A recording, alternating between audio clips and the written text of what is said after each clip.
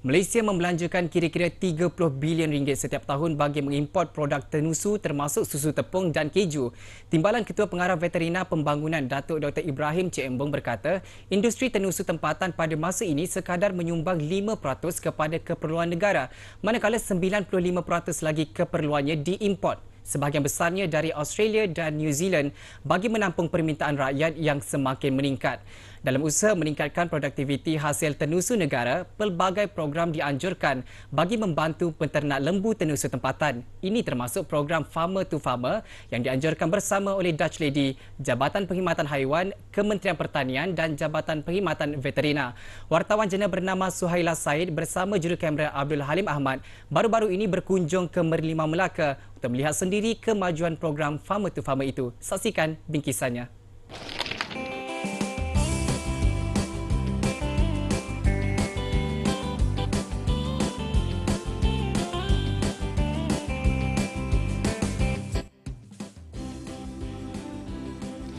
Seramai 60 peternak dari Perak dan Melaka mengikuti program itu di ladang tenusu Koperasi Serbaguna Tenusu Melaka di Sembujuk Merlimau.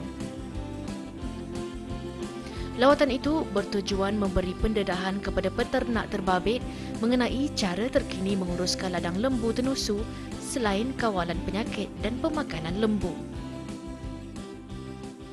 Ini adalah satu program yang cukup bagus untuk penternak-penternak di Malaysia, di mana kita boleh memberikan satu ajaran ataupun knowledge transfer pada farmer dan penternak di Malaysia. 3 pakar dari Belanda dijemput untuk memberikan khidmat nasihat serta melatih peternak terbabit. So farmers yang kita ada sekarang ni adalah farmers yang memang menunjukkan minat yang mendalam untuk menternak lembu tenusu. Penternakan lembu tenusu ni agak serewet lah. Kalau biasa kita tengok penternakan lembu pedaging, feedlot or beef cattle, it's quite simple.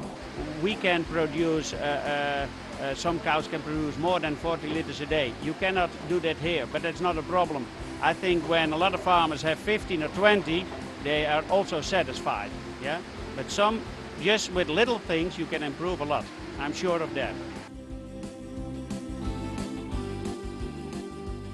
Proses pungutan susu lembu dibuat 2 kali sehari, iaitu pada pukul 8 pagi dan pukul 6 petang.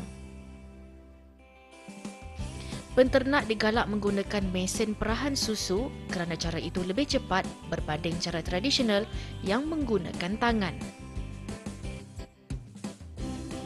Menariknya, ketika demonstrasi cara memerah susu, rakan media turut diberi peluang mencuba sendiri memerah susu dengan tangan. Pengalaman itu pasti tidak akan dilupakan. Selepas siap diperah, susu itu serta-merta dihantar ke Pusat Perkhidmatan Industri Tenusu di Air Molek bagi menjalani beberapa ujian saringan.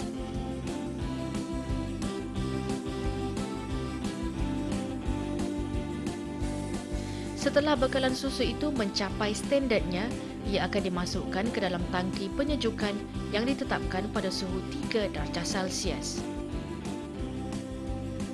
Kemudian, susu itu akan disimpan di dalam tangki selama 3 hari sehingga isi padunya mencapai tahap yang boleh dipasarkan ke kilang. Perkhidmatan Veterina memainkan peranan yang besar dalam memastikan keselamatan pengguna. Susu segar yang diterima di setiap pusat pengumpulan pusat perkhidmatan industri tenusu akan menjalani series platform test. Tujuannya ialah untuk memastikan setiap susu yang dipasarkan untuk pengguna menepati piawaian yang telah ditetapkan. Hakikatnya, pengendalian keseluruhan dalam ternakan lembu tenusu itu bukan satu perkara yang mudah.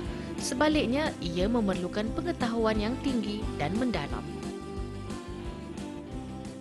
Meningkatkan produktiviti hasil tenusu itulah yang perlu dicapai dalam program Farmer to Farmer ini.